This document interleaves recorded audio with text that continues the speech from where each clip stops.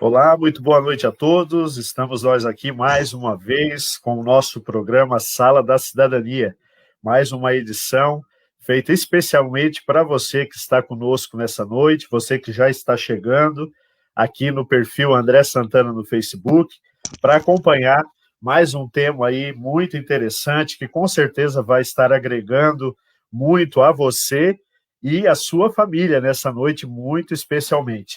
Já quero convidar todos aí que já estão aí ficando ligadinho conosco, para que você venha deixar o seu comentário, que você venha curtir e também compartilhar essa nossa live aí, que vai ser de suma importância.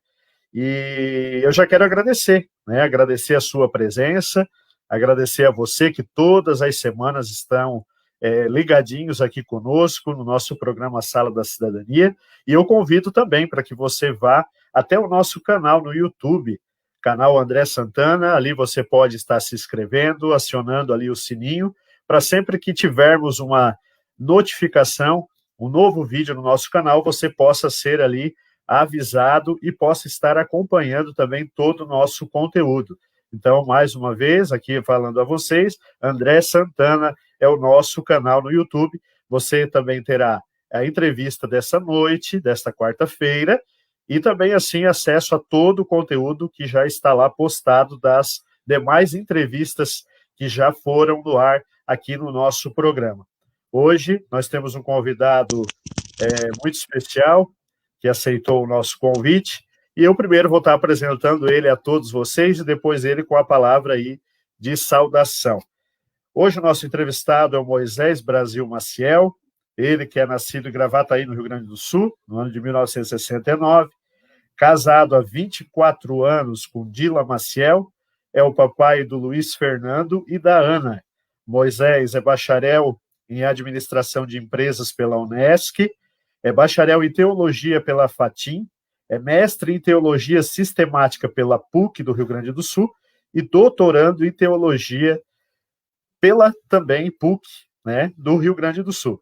E desde 1997 é pastor da comunidade evangélica Cristo é a Vida, aqui em Araranguá, Santa Catarina. Moisés, primeiramente, muito boa noite. Quero agradecer você ter atendido ao nosso convite para poder estar aqui conosco nessa noite falando de um tema muito especial que é família. E o tema da nossa live dessa noite, e a família vai bem? É uma pergunta que nós vamos tentar responder a todos os nossos amigos que estão aqui já ligadinhos conosco nessa noite. Então, quero te agradecer primeiramente por ter atendido ao nosso convite e se sinta muito à vontade na nossa sala nesta noite. Boa noite, André. Boa noite a todos. É um prazer realmente estar aqui. Primeiramente, por estar conversando com você, né? E sei que tem essa série de programas toda semana, né? Isso é muito bom, isso traz conhecimento às pessoas, e feliz é aquele que pode trazer um pouco de conhecimento, compartilhar conhecimento.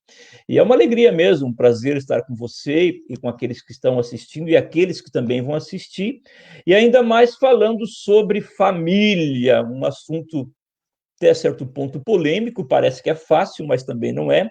Mas cada um de nós tem uma família, faz parte de uma família, ou almeja deixar uma família e entrar, formar uma família, enfim, todos nós fazemos parte desse assunto chamado família.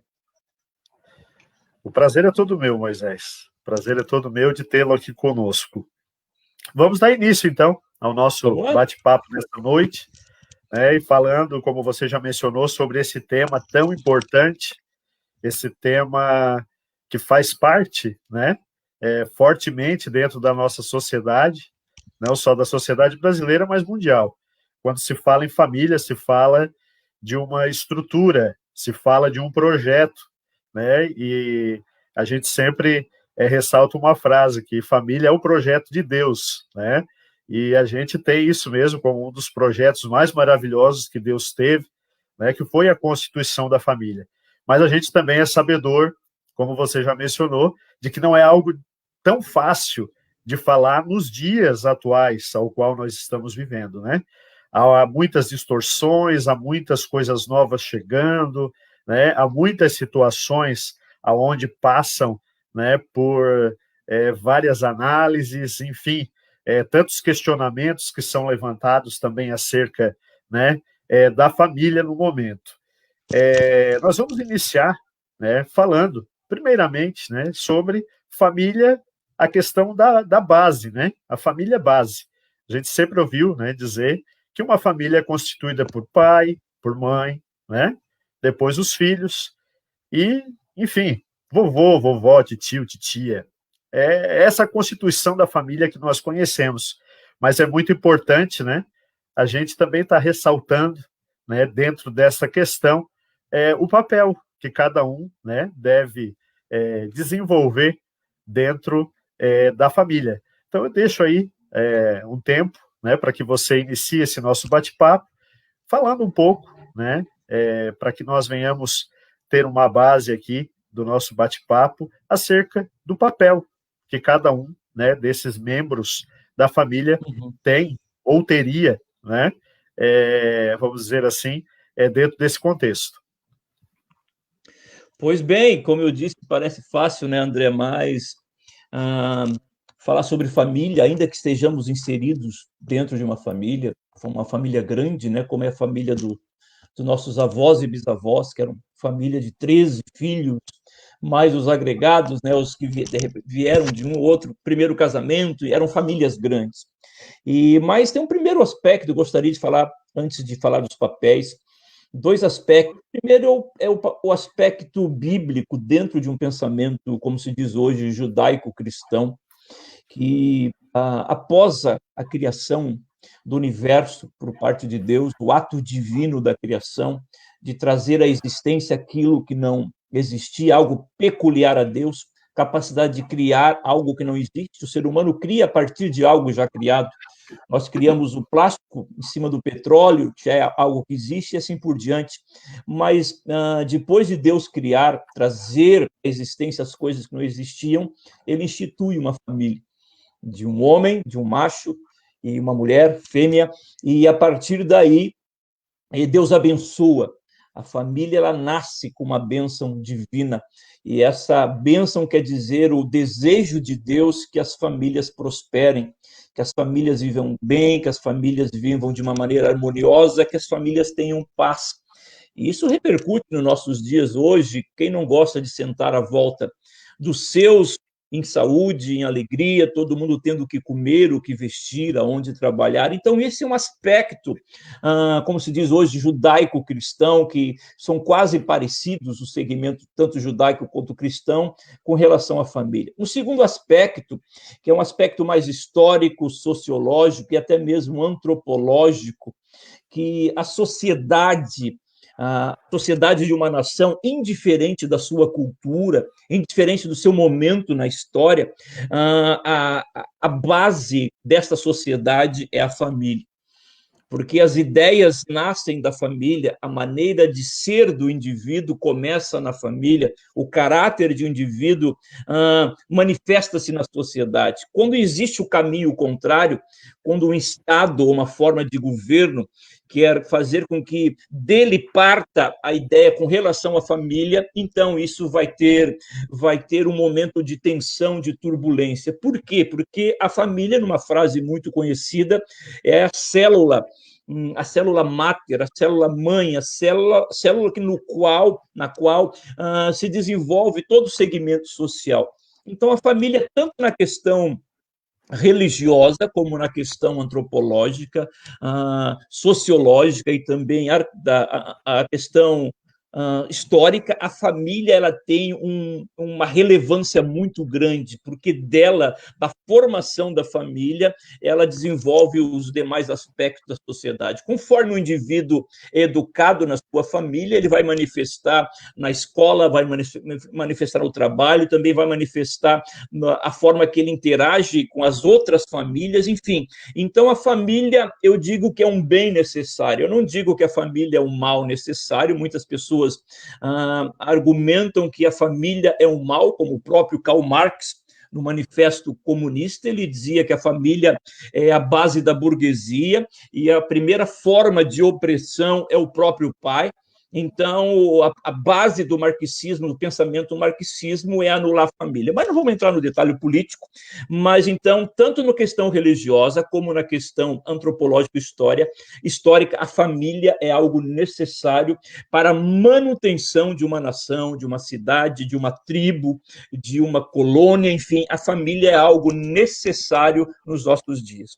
Continuando, André, e essa mesma família, ela tem os seus papéis. Cada pessoa, cada membro de uma família tem as suas funções. Ainda que o mundo de hoje, às vezes, tenta mudar pela questão de trabalho, a questão da correria do dia a dia, tentam até mesmo atropelar essa questão dos papéis de cada um dentro da família. Mas a família tem o papel do pai, tem o papel da mãe. Eu não quero entrar no detalhe de uma sociedade patriarcal ou uma sociedade matriarcal, não é o detalhe, mas são papéis distintos. Por exemplo, se você olhar a forma que um pai segura o filho, ele segura o filho, provavelmente você faz isso, segurando teu filho no colo. O pai segura o filho, tendo as costas do filho no peito do pai. O pai geralmente segura o filho, que um filho com os olhos do filho mostrando o mundo. A mãe já é o contrário. A mãe já pega o filho e deixa os olhos do filho, a face do filho voltado para ela, que é o sentimento de proteger, o sentimento de agasalhar, o sentimento de trazer segurança, enquanto o pai, ele quer que o filho seja independente, ele quer mostrar as coisas para o filho, ele quer mostrar a árvore para o filho, o carro para o filho, o gato, o cachorro, o irmão para o filho. Então, com isso não é religioso, isso é antropológico, faz parte do ser humano. E com isso nós já começamos a ver alguns papéis muito distintos na família, o papel do pai e o papel da mãe, que juntos vão contribuir significativamente na educação de um filho. E essa pessoa do pai, da mãe, do filho, é o elemento básico de uma família. Eu sei que tem famílias hoje que é os avós e o neto. Hoje tem famílias assim, que tem famílias que é um pai e outro pai e uma criança, é uma mãe e outra criança. São formas modernas de família, mas a questão básica e humana é o pai, a mãe e o filho. Então, esses são os papéis. E quando esses papéis são invertidos, o filho, a criança, ela vai ter certos problemas, certas dificuldades na aprendizagem, nos ciclos naturais da vida, esta criança pode apresentar problemas. Então, basicamente, os papéis de cada um, papel do pai de mostrar, de apontar um caminho para o filho, e a mãe de trazer segurança e proteção para o seu filho. Mais ou menos assim, querido André. Não, perfeito. Você falando ali acerca de pegar a criança, e eu já fui me identificando com a tua fala, né? Olha só. A esposa sempre diz, André, não vira assim, vira o menino de frente para ti, porque assim tu vai estar olhando o que está acontecendo com ele. Ele de costa para ti, ele vai estar olhando as coisas e tu não vai estar percebendo o que está acontecendo. E eu sempre digo para ela, mas é bom, porque assim ele está de frente e ele está vendo tudo que está na volta dele, ele está conhecendo as coisas, né?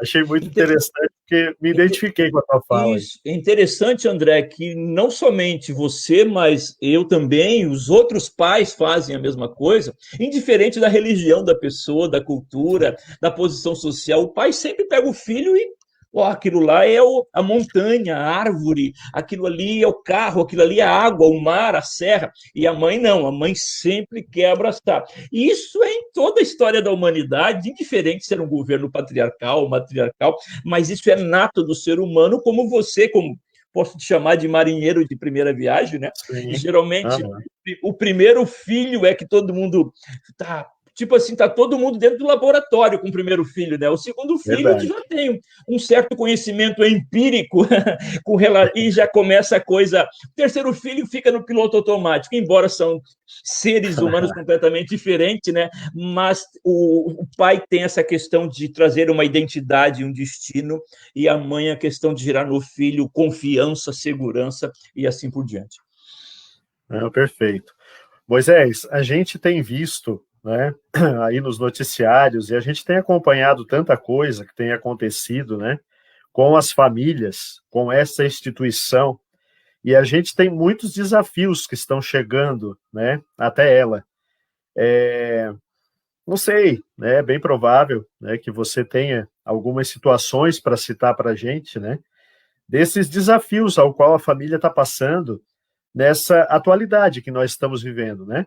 Não estou nem mencionando essa crise sanitária que a gente está passando, onde todas as famílias, com certeza, estão tendo uma dificuldade desse novo momento ao que nós, né, estamos vivendo aí, mas a questão mesmo dos desafios, né, ao qual a instituição família aí tem atravessado e tem sofrido, né, ao longo dos anos, né?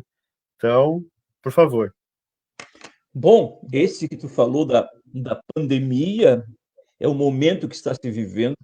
E muitas famílias, converso às vezes com amigos, até pessoas da nossa comunidade, da nossa igreja, pessoas que estavam no automático, né? O pai no trabalho, a mãe no trabalho, o filho, de repente, em casa, alguém cuidando, ou na casa da avó, à tarde na creche, ou na escola, quando de uma hora para outra, os quatro, vamos supor uma família de pai, mãe, dois filhos, um jovem, um adolescente, os quatro vão ter que ficar num Big Brother, dentro de casa, algumas famílias realmente sem poderem ir para o trabalho e os filhos dentro de casa. E isto, no primeira semana, tudo tranquilo, né? Mas quando vai passando uma semana, vai passando 20 dias, um mês, muitas famílias entraram em colapso. E daí eu pergunto, será que realmente essa família estava estruturada? Ou esta família estava terceirizando algumas coisas, a educação do filho na escola, a correria. Nós temos essa prática, como diz o Homer Simpson, né? A culpa é minha, eu passo para quem eu quero. Então, parece que a gente tem a tendência agora de terceirizar a educação do filho e não diferenciamos conhecimento e educação. Quem dá educação são os pais e o conhecimento, o professor transmite o conhecimento para os filhos. Mas muitas famílias estão vivendo um grande desafio por esta situação dessa pandemia do Covid, porque de uma hora para outra ficaram os quatro pessoas, 5 pessoas ou mais ainda, 10 pessoas dentro de uma casa, e daí já entra um segundo desafio da família que eu posso observar, que é a questão da comunicação. Hoje as pessoas não conseguem mais ficar em volta de uma mesa, tipo, eu sei que talvez são poucas famílias que conseguem almoçar todos no mesmo momento em casa. O filho vem da escola, o marido do trabalho, a mulher do trabalho, e o outro está preparando para ir para a escola, o outro filho. Não sei se todas as famílias conseguem ter um momento de refeição todos juntos. E aqueles que conseguem têm as redes sociais que roubam a questão da comunicação entre a família. E eu vejo com desafio, embora nós temos muitos meios de comunicação e meios que coisas de 30 anos atrás não tínhamos. Hoje nós dois estamos conversando aqui em lugares diferentes, transmitindo uma ideia, um pensamento para muitas pessoas, vai ficar gravado, pessoas vão assistir, enfim. Se quisesse colocar uma legenda em outro idioma, as outras pessoas assistiriam em outro idioma. Embora se tenha muita comunicação, mas existe hoje dentro das famílias um desafio que é a falta de comunicação. A falta de comunicação do pai com o marido com a esposa, o pai com os filhos, o filho com os pais, os irmãos entre eles, às vezes o avô com o próprio neto, e é uma beleza dessa comunicação do avô com o próprio neto, porque é como fosse 3 gerações ali, e existe muita coisa a ser repassada de um avô para o neto, e o próprio neto trazer as novidades e se reportar ao seu avô nessa comunicação, isso traz um conhecimento muito, muito maravilhoso. Mas eu vejo, então, o primeiro desafio da família é a falta de comunicação. As pessoas estão perdendo a capacidade de se comunicarem através da voz, do falar, de gestos dentro de casa. Eu sei que às vezes eu observo eu e minha esposa quando vamos fazer, tipo, vamos almoçar fora, fazer um lanche com nossos filhos. Não se usa rede social nesse momento. Estamos aqui para estarmos juntos e a gente observa que às vezes os casais, as famílias nas mesas, estão ali com o smartphone, mandando mensagem, talvez para eles mesmos. Então, André, eu vejo que o primeiro desafio é essa falta de comunicação. A família está perdendo a comunicabilidade, esta coisa tão humana. E se não temos comunicação, vamos perdendo os relacionamentos, nossos relacionamentos começam a ser virtuais e deixam de ser reais e verdadeiros. E no mundo virtual todo mundo é bonito, né? Você olha o Instagram, tá todo mundo numa praia bonita, tá todo mundo comendo uma comida legal, tá todo mundo com um carro bem limpinho sempre, tá todo mundo botando uma roupa nova, mas a vida não é assim. Então, a primeira coisa que eu vejo é essa perda gradativa da comunicação dentro da família. Isso é um desafio. Eu acho que cada papai, cada mamãe, cada avô, cada avó, se vivem todos numa mesma casa, ou só o pai e o filho, eles precisam ter um momento deles conversando sobre a vida, sobre futebol, sobre política, sobre governo, sobre filme, sobre Netflix. Precisam ter esse momento. Então, primeira coisa que eu vejo, um grande desafio é a falta de comunicação. Tem outros aqui que eu posso também, a questão da educação, como eu falei, os pais estão transferindo a educação, se tem condição de ter uma empregada, a empregada que assume a educação dos filhos, né? O filho está na escola, é o professor que tem que dar educação para o filho. Não, o professor, ainda que tenha o nome de educador, porque lida com educação, universo, mas a função do professor é transmitir conhecimento, ensinamento, né? Ainda que possa transmitir uma forma de ensino moral e ético, tem disciplinas para isso, mas a função de educar a criança, o filho, não é do educador da escola, mas é do pai e da mãe, daquele que está em casa. Então, eu vejo esses dois desafios, a perda da comunicação e a terceirização da educação dos filhos, daqueles que estão em casa, talvez pela correria do dia a dia dos pais, ou porque educar filho gera conflito. Você vai ter que dizer não para o teu filho, você vai ter que dizer vá, arrume o seu quarto. Dizem que quarto de adolescente é igual a van, a loja van. Você entra para dar uma olhadinha e sempre sai com alguma coisa na mão, né?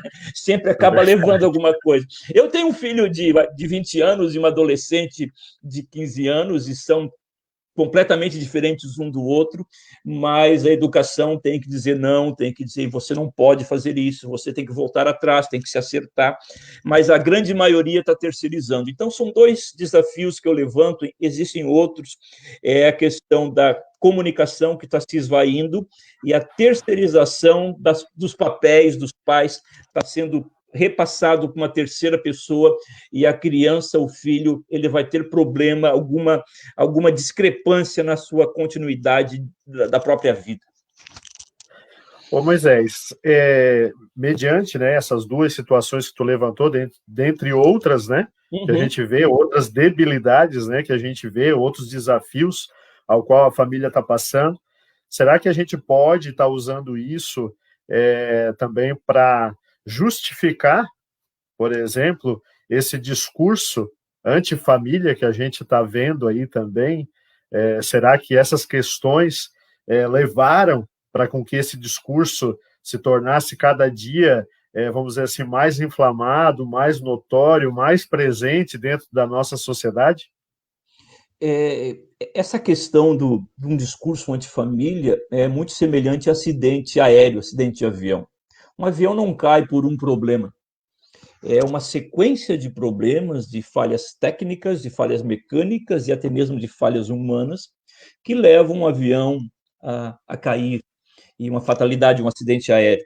Então, esse discurso da atualidade, ele vem ao longo da caminhada, principalmente, não é só questão de América Latina, na América do Norte tem esses problemas, na Europa tem esses problemas, na África e na Ásia, existem esses problemas que há um discurso contra a questão família, porque é exatamente na família que são colocadas as primeiras sementes, para que aqueles que recebem essa semente se tornem cidadãos, e o discurso de hoje é inverter esse semear, é colocar essas sementes. A grande questão é que o Estado se responsabilize pela educação dos filhos, que o Estado se responsabilize por aquilo que o filho deve pensar, a educação dos filhos.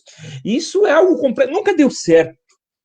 E parece que a humanidade está indo por essa vereda, por esse caminho, sabendo como vai resultar essa questão. Então, é um caminho contrário ao ciclo natural do próprio ser humano. É os pais que educam os filhos, o Estado contribui com alguma parte, mas se eu ficar somente com o Estado querendo dizer a maneira que eu devo educar meu filho e o pai mesmo terceirizar o Estado com essa ocupação, nós teremos um grande problema. E hoje já temos esse grande problema. Tem filhos com 18, 19 anos, 20 anos que não sabem o que querem da vida.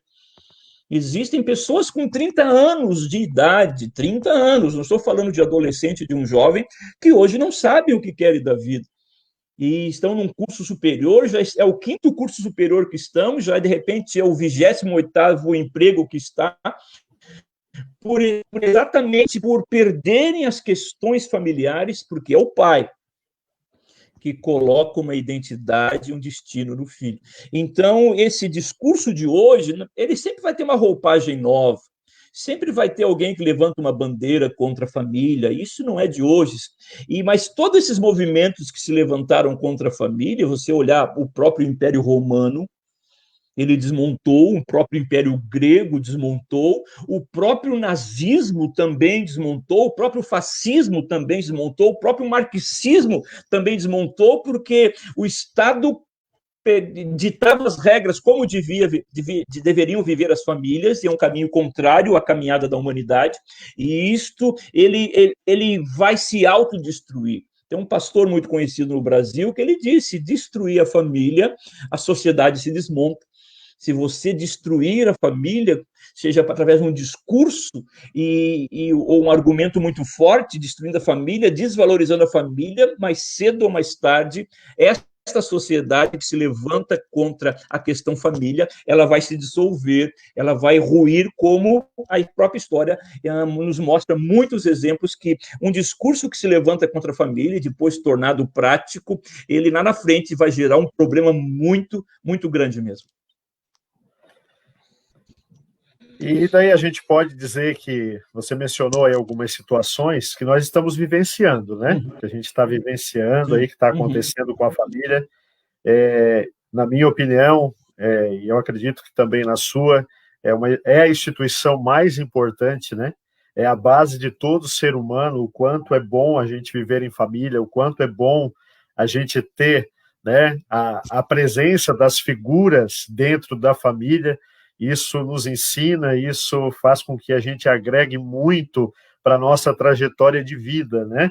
E será que a gente pode, Moisés, dizer que essa instituição, que a família, ela pode estar no fim? Será que o que a gente espera, né, desses momentos, né, que nós estamos vivendo, mas que essas práticas que acontecerão daqui a pouco, ou que já estão acontecendo, né, que fazem com que a gente possa pensar que essa estrutura, essa instituição, esse projeto chamado família, possa estar no fim ou se aproximando do fim? Olha, é uma caminhada rumo a um precipício que nós olhamos a questão família. Como eu disse, no próprio Estados Unidos, na América Latina, Europa, África e Ásia, está tendo essa caminhada contra a família. Isso é interessante, indiferente do viés político, indiferente se é uma esquerda ou, enfim, isso há uma tentativa de eliminar a família. Parece que é uma tentativa de nos tornar como robôs. Parece que os filmes dos anos 90 retratavam muito isso, pessoas autômatas, pessoas que são programadas a tomarem as suas decisões. Isso vai contra a liberdade, o próprio ser humano, que é um ser livre. Enfim, mas existe, eu posso dizer que chegará a níveis insuportáveis. Mas existe ainda alguns elementos que freiam esse avanço para que em direção a um precipício com relação à família. A própria religião, a própria figura da religião, principalmente, eu não posso falar sobre islamismo, hinduísmo e outras religiões, mas posso falar dentro do pensamento cristão. Certamente essas outras religiões têm um pensamento acerca da família e da necessidade da própria família, mas dentro do pensamento cristão sempre existe essa busca para construir a família. O pensamento cristão sempre tem essa ideia de uma família destruída quando entra no universo cristão, a possibilidade de reestruturar essa família, a possibilidade gera uma esperança de rearrumar essa família.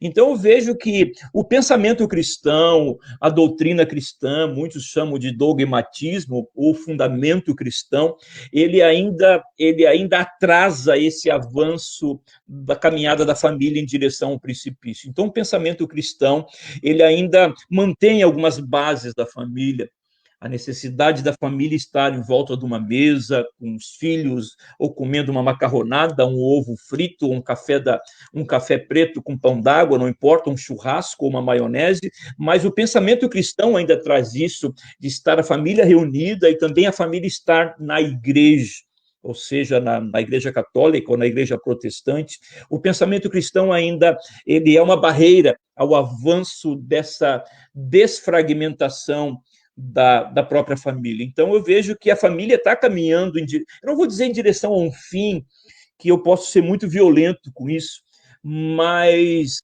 eu prefiro deixar o fim bem lá depois, não crer que a família vai ter um fim, mas ela está caminhando nesse sentido. E o pensamento cristão ainda refreia, aí segura e serve como obstáculo essa caminhada em alta velocidade da família em direção ao precipício. O pensamento cristão, a forma com que as pessoas são educadas, o respeito pelo pai, pela mãe, ainda tem essa questão do pensamento cristão, e de alguns cristãos hoje utilizam ainda pedir a bênção para o pai.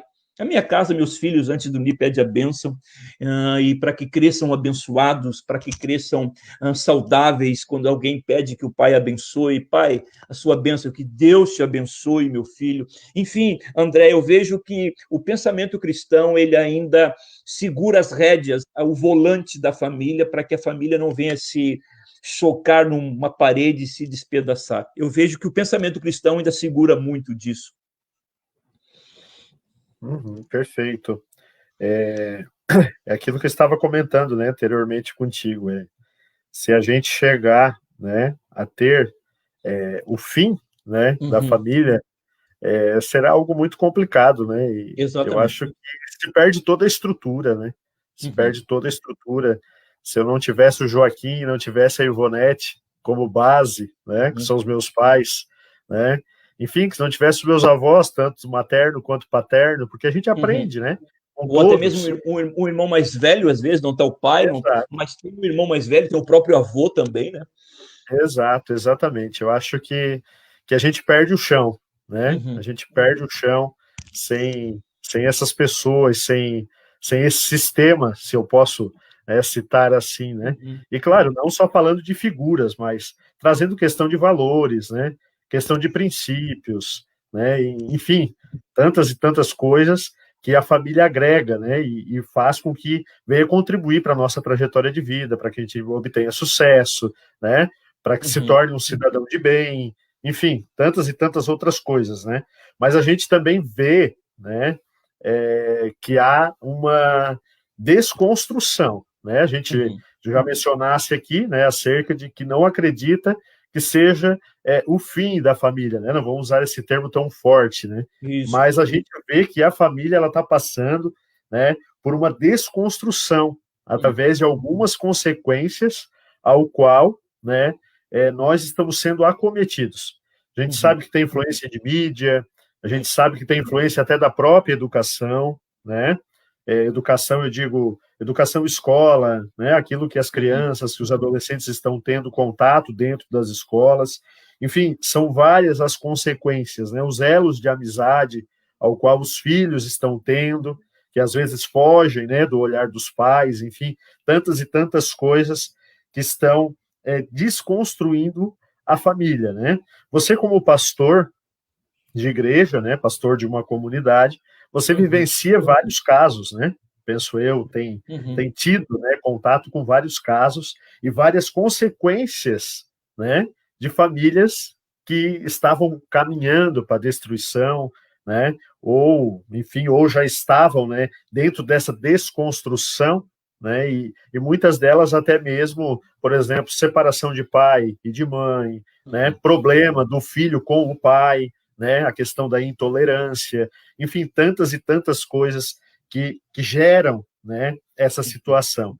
Então, agora, vamos dizer assim, o aconselhamento, vamos dizer, primeiramente de um pastor à frente de uma comunidade como você é, e depois o seu pensamento antropológico, o seu pensamento científico dentro dessa questão, alencando algumas dessas consequências para quem está nos assistindo agora no momento e posteriormente vai nos assistir, também possa, de repente, estar se identificando e também se autocorrigindo, né? Para que chegue a tempo, para que não seja desconstruída assim a sua família. Pois bem, André, como ministro religioso, falou ali em 1997, Jesus, já estou 20 e poucos anos de pastoreando uma mesma comunidade evangélica. E como ministros, né, principalmente a minha esposa, a Dila, que também é pastora, ela lida diretamente com casais, com mulheres, ministra com mulheres, com adolescentes, com jovens, é bem como diz, a praia dela, a questão do aconselhamento, mas muitas vezes estamos juntos. E como você falou, chega na igreja toda a sorte de pessoas, de famílias, e ninguém vem bem para a igreja, ninguém. O próprio Jesus disse: eu não vim buscar, quem precisa de médico não são os sãos, mas quem precisa de médico são os enfermos, doentes.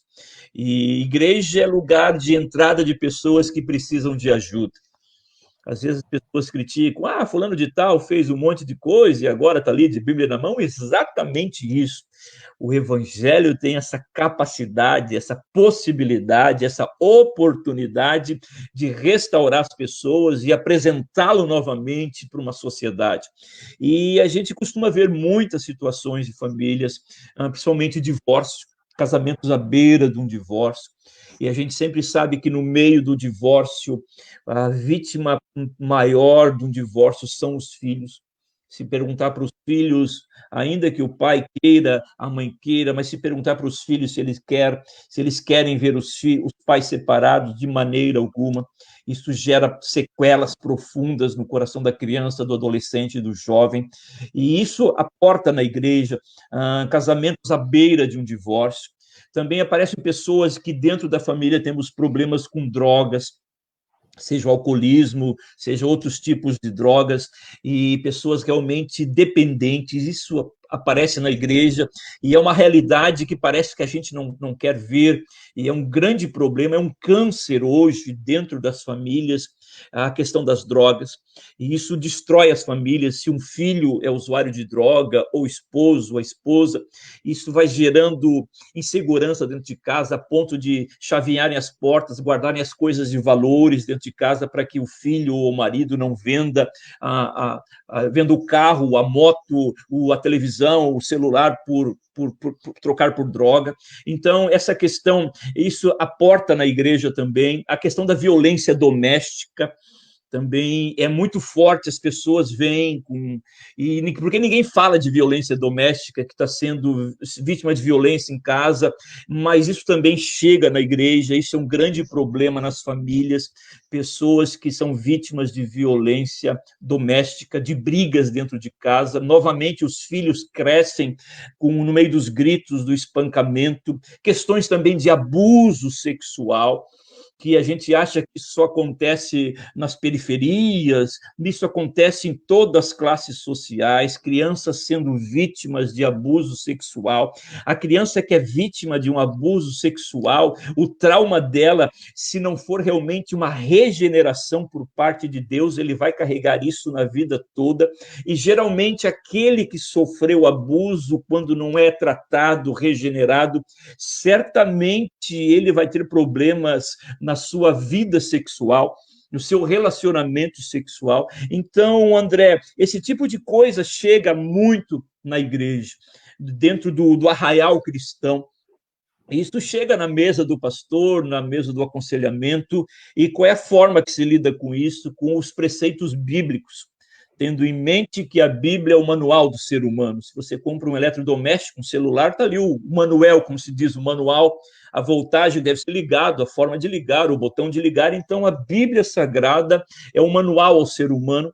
Então, a forma de nós lidarmos de maneira terapêutica, de maneira de colocar um remédio nessas feridas que ficam pungando, ficam fervendo no meio das famílias, é a própria palavra de Deus. E temos visto, e eu acho que também outras denominações cristãs se aplicam isso, têm visto resultados. São famílias voltando à normalidade, famílias olhando para o passado, ainda que lembre das situações, mas não tem a dor novamente.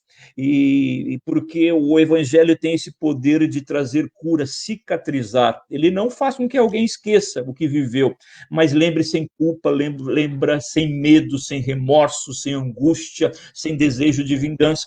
Então, as famílias são vitimadas diariamente, de maior ou menor intensidade, e isso chega nas portas da igreja. São crianças que são espancadas e precisam de ajuda, tem que entrar em contato com o conselho tutelar, tem que entrar em contato, às vezes, com a polícia, tem que, às vezes, pedir uma separação porque tem violência, que sejam tratados e lá na frente voltem a ter a tentativa de reatar isso. Então, essas coisas acontecem dentro da igreja. Então, André, isso é a questão, como você falou, religiosa.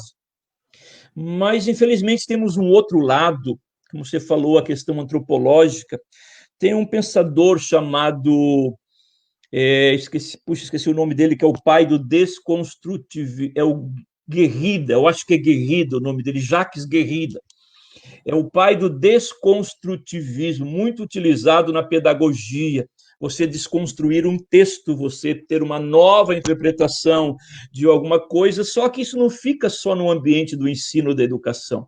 Isso foi levado aos outros aspectos da sociedade, a uma tentativa de desconstruir aquilo que é absoluto com a ideia de relativismo. E eu faço uma pergunta: se tudo é relativo, o engenheiro, quando faz o cálculo de uma viga de concreto, ele utiliza valores relativos ou valores absolutos? O camarada que cuida de uma usina nuclear, ele usa de instrumentos relativos ou de valores absolutos? Então, dizer que toda verdade é relativa, não absoluta, já tem um problema muito forte nesse discurso, porque toda verdade é absoluta. Se ela é relativa, então deixa de ser verdade. Então, nessa tentativa de desconstruir um pensamento, de desconstruir paradigmas, essa frase é muito dita, vamos desmontar esse paradigma, isso é levado para a família. Desmontar os valores da família, desconstruir a família para dar um novo modelo de família. Então, essa tentativa de desconstruir, de relativizar, isso gera traumas profundos na própria família. Como você falou, às vezes a criança está sendo educada por um youtuber. Um youtuber está bombardeando com um monte de coisa nociva, muitas coisas que a criança ainda não tem uma estrutura humana capaz de entender o que está ouvindo, e vai aprender de maneira errada, de maneira antecipada, de maneira equivocada, de maneira deturpada e muitas vezes pervertida. Então, há essa tentativa de desconstruir a família, como há uma tentativa de desconstruir a liberdade, a democracia e assim por diante. Por um lado, então, temos o resultado disso tudo que acontece e aparece nas igrejas cristãs. Eu não sei como é que são nos outros credos, mas no pensamento cristão, a família geralmente é a porta na igreja, os problemas, as mazelas da família aparecem na igreja, e é gerado por essa ideia de legalização de drogas, por desconstruir valores morais e valores éticos, de que ninguém é dono de ninguém, que eu faço o que eu quero, enfim, e assim por diante. Então, temos uma situação, essa desconstrução da família, E a mazela e o trauma e o resultado disso tudo é o que aporta dentro da igreja, que daí o ministro religioso é um mal necessário, mas é um bem necessário para tratar essas situações, para aconselhar, para apontar um caminho na busca de uma solução, de uma alternativa para que a família se mantenha e seja restaurada e possa viver com paz e com harmonia daí para frente. Com toda essa desconstrução, né, e mediante aí as situações que você citou, a gente pode afirmar que um novo modelo de família, né, está sendo formado, né, está aí presente dentro da nossa sociedade, né? Qual a tua visão, Moisés, perante essa questão, né, que hoje já não causa mais estranheza, até mesmo, né, mediante tantas coisas, tantas situações que têm acontecido, né, no seio da família, que fez com que essa família passasse por uma transformação tremenda, né? A gente não pode dizer que a família hoje do século XXI é a mesma família do século XX, né? Exatamente. E eu falo século XX porque a gente não está assim tantos anos separando um século do outro, né? É algo mais recente. Então, como você está vendo esse novo movimento, esse novo modelo, essa nova forma de família que está sendo apresentada, né? E eu vejo que isso, cada dia que passa, vai acabar se tornando mais e mais maduro, né? Tenho meu filho com 72 dias hoje, que o Anthony, né, enfrentará, né, assim, quando chegar o seu momento de construir, de constituir família, enfim, pode ter certeza que vai estar bem diferente do que nós temos hoje, né? Esse é o meu ponto de vista. E como tu analisa todo esse movimento e o teu ponto de vista quanto a esse novo modelo de família que está sendo apresentado aí para a sociedade? Bom, o novo sempre temos receio do novo, né? Sempre temos umas restrições quanto àquilo que é novo, com a novidade. Tem gente que entra de cabeça naquilo que é novo, não importa o que vai acontecer, eu quero uma novidade na minha vida. Enfim, mas esse novo modelo de família, não é tanto pela modernidade do pai trabalhar, da esposa trabalhar, o filho ter alguém para cuidar, desde que tenham momentos de comunicação em casa, desde que tenham momentos, uma hora por dia estarem juntos, o próprio pai ajudar o filho nas tarefas, né? Enfim, se reduzir o tempo de rede social às pessoas, sobra tempo mais para a família, ponto. Mas a minha preocupação, André, é a inversão de papéis. A inversão, os papéis são determinantes na família. Eu vou te dar um exemplo de uma nação que contribuiu significativamente no desenvolvimento do mundo ocidental, da humanidade, que é o povo de Israel. O povo que coleciona muitos prêmios Nobel. Se você tem um WhatsApp, se você tem um Wi-Fi, se você tem avião a jato, se você tem telefone, se você tem a energia nuclear, se você tem Marvel, são tudo descendentes de judeus. Então, essa nação teve um peso muito grande no desenvolvimento da sociedade, o povo de Israel.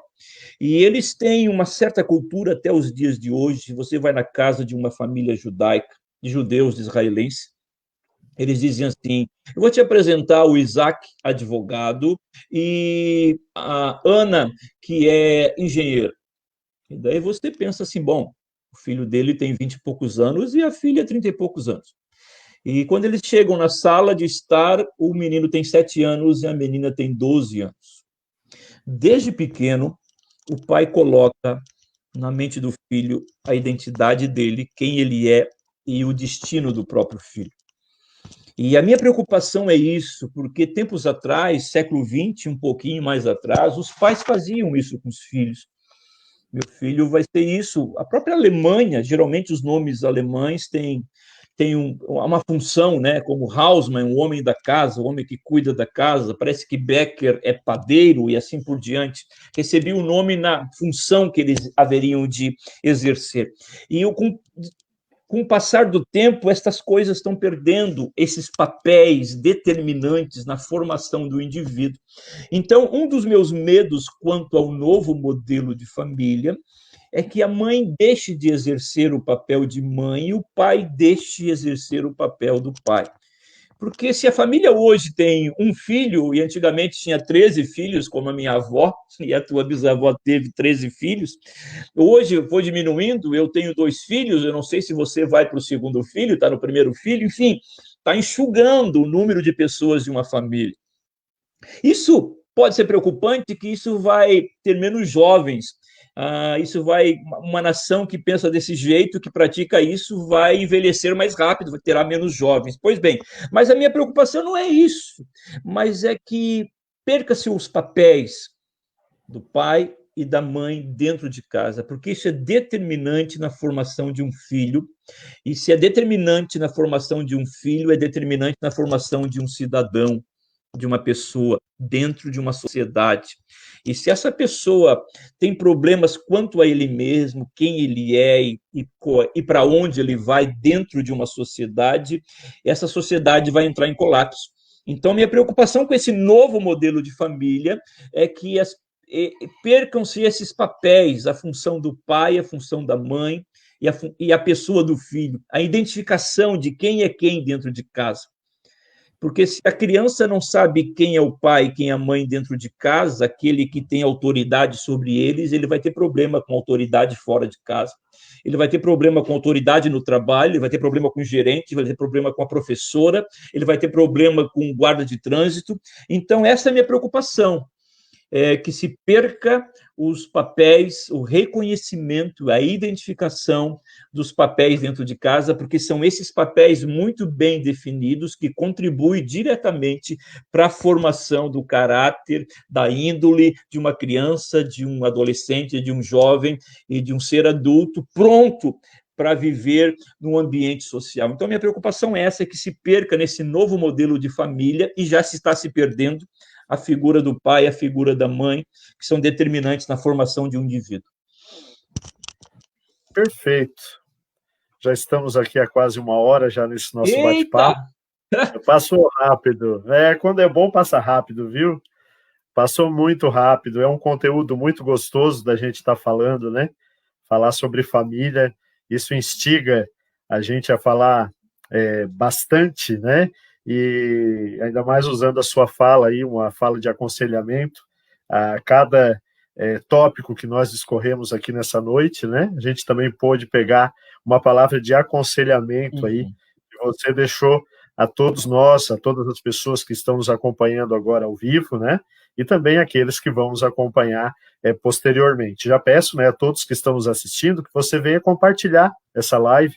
Assim, você compartilhando, muitas outras pessoas terão contato com esse conteúdo maravilhoso dessa noite, aqui da nossa Sala da Cidadania, dessa edição aí, falando sobre a questão da família. Moisés, agora eu gostaria que tu deixasse, né, uma palavra, né, a todas as famílias, a todas as pessoas que estão nos assistindo nesse momento, né, já falasse aqui ao longo da tua fala vários conselhos, né, aconselhamentos já deixasse, mas agora de uma maneira mais clara, né, utilizando dessa posição que você tem de pastor, né, dessa figura eclética, vamos dizer assim, né, que você deixe uma mensagem a todas as famílias, né, que estão aí nos assistindo nesse momento aí, que ficaram conosco. Pois bem, André, uma simples mensagem, principalmente aos pais, que são, eu não vou dizer que são cabeças da família, mas têm um papel diante de Deus. E quando eles exercem esse papel, eles têm a bênção de Deus. Quando nós exercemos o papel no qual nós somos chamados, nós temos a bênção de Deus, ou seja, estamos fazendo aquilo que nós somos chamados. E que os pais ousem a dizer não para os filhos. O próprio Deus, diz a Bíblia, que ele corrige os filhos que ama. Nós somos corrigidos pelo próprio Deus porque somos amados dele. E a Bíblia diz que o pai que ama o seu filho, ele corrige o seu filho. Então, você, papai, você, mamãe, não tenha medo de dizer não para o teu filho. Como também não tenha medo de dizer sim e espere. São 3 respostas: o sim, o não e o espere. O adolescente, na sua estrutura que está em desenvolvimento, ele precisa aprender a ouvir não. Porque se ele achar que sempre é assim, ele vai criar uma imagem do mundo cor-de-rosa, que todas as pessoas, todos os relacionamentos que ele tiver, seja sentimental, seja profissional, seja com ele mesmo, ele vai achar que todo mundo tem que dizer sim para ele e vai se frustrar muito na vida. Então, você, papai, você, mamãe, aprenda, ouse a dizer não para o teu filho. Ouse muitas vezes a retirar o celular dele, você vai parar com a rede social, porque você tem que se aplicar aos estudos. Deus deu essa autoridade ao pai e à mãe. Saber dizer não, saber corrigir o seu filho, você não vai usar de violência, você não vai usar de espancamento, mas às vezes um não faz muito bem. Então, a minha mensagem para as famílias é que os pais ocupem os seus papéis. A mãe, como eu falei no começo, essa questão de proteção e o pai de apontar um caminho para um filho.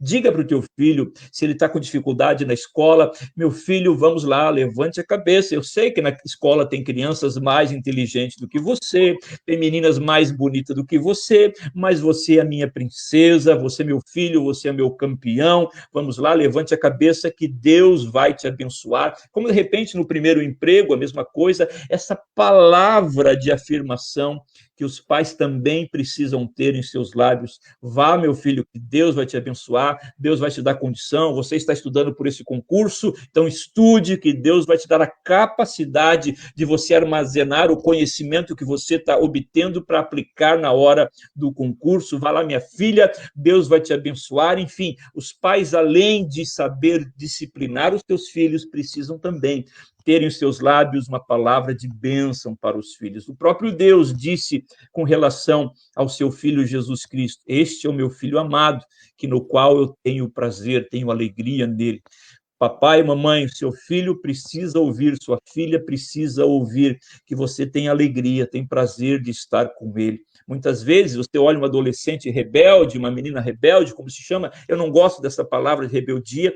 Na verdade, ela está querendo chamar a atenção do pai e chamar a atenção da mãe com seus atos. E quando o pai olha a sua filha, quando a mãe olha o seu filho, interessante que essa figura, que é o pai que coloca a identidade na filha, aquela cena que você geralmente veja nos filmes, a menina descendo bem vestida na escada e vai primeiro jantar dela com seu pretendente, é o pai que está embaixo da escada, é o pai que vai dizer para a filha como você está bonita, como você está vestida como uma mulher. E muitas vezes também a mãe do filho: você é o meu menino, você vai ser o homem da casa um dia. Então, essas palavras abençoadoras precisam estar nos lábios de cada pai, de cada mãe. Muitas vezes não é o pai que está educando, às vezes é o avô que está educando o neto, é a avó que está educando o neto. Precisam estar nos lábios uma palavra abençoadora. Isso vai determinar muito no caminho do teu filho e da tua filha. É isso, André. Maravilha. Moisés, só resta te agradecer mais uma vez por ter aceitado o nosso convite, de poder, né, estar conosco nessa edição do nosso programa da Sala da Cidadania. E a cidadania também está no seio da família, né? É verdade.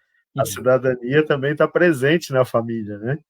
E tema maravilhoso, né? Um aprendizado muito, muito bom, muito pertinente para nós nessa noite. E eu te agradeço por ter atendido o nosso convite, né? Por ter disponibilizado o seu tempo. Eu sei que você tem várias atividades, né? Ao longo do seu dia e também noite, né? E eu sou muito grato pela tua participação aqui, né? E também agradecendo as pessoas que deixaram o recadinho aqui do lado, né? O Edson, que participou com a gente, a Mari, né, que esteve presente também, a Marta Vieira Anastácio, que eu acredito que tu conhece. Conheço minha prima Marta. Um abração para Marta, para a família dela também. Também está te mandando um abraço, ela aqui, tá? Também está te mandando um abraço. Enfim, e todos que ficaram conosco aí, nos acompanhando, né? A gente também deixa aqui o nosso carinho. Mas, Moisés, muito especialmente a você, tá? Muito obrigado por ter estado conosco nessa noite. Obrigado, André. Eu que agradeço por poder compartilhar. Na verdade, a gente aprende muito, né? Eu gosto muito desses quadros assim, porque embora você vai compartilhar alguma coisa, mas você aprende também. Tem uma frase que diz que ninguém sabe tudo que não possa aprender e ninguém não sabe nada que não possa, enfim, não possa aprender. E todos nós podemos aprender alguma coisa. Eu que agradeço, André, o teu convite, me senti muito honrado com o convite e que quando precisar da gente arranjando a agenda certinho aí, um horário, a gente com certeza pode conversar sobre outro assunto. Muito obrigado. Vai ser um prazer tê-lo comigo novamente, tá? Com certeza teremos outras oportunidades aí mais adiante, com certeza, tá bom? Vai ser um prazer tê-lo comigo em mais uma oportunidade aqui na nossa Sala da Cidadania, tá bom? Muito obrigado, Moisés. E a todos vocês que ficaram conosco, né, nessa noite. Que Deus possa abençoar a você e toda a sua família, como eu sempre tenho dito, dando muita saúde, muita proteção, né, nesses momentos difíceis que nós estamos passando, mas eu creio que logo, logo vai passar, já está passando, e a gente vai ter aí, né, um novo momento aí ao qual todos nós estaremos passando aí, e sobre a proteção de Deus, tá?